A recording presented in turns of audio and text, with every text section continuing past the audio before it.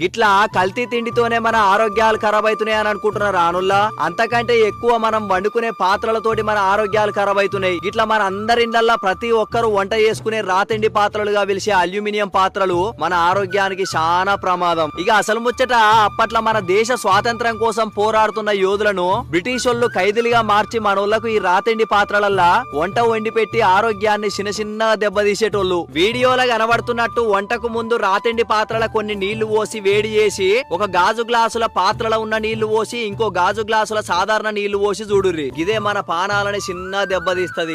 గప్పుడు బ్రిటిష్ వాళ్ళు పరిచయం చేసిన ఈ రాతిండి పాత్రలు ఇప్పటికీ ప్రతి ఒక్కరింట దర్శనమిచ్చి మన దేశం మీద బ్రిటిష్ వాళ్ళ చివరాయుధం లెక్క ఇప్పటికీ దండయాత్ర చేస్తూనే ఉన్నాయి. అగో గట్ల వంటలల్ల కరిగిన అల్యూమినియం మన శరీరంలోకి వెళ్లి క్యాన్సర్ రావడం, కీళ్ల నొప్పులు, ముఖ్యంగా మోకాళ్ళ నొప్పులు, షుగర్, బీపీ ఇట్లా స్లో పాయిజన్ లా మారి మన మరణానికి గిట్లా కల్తీ తిండితోనే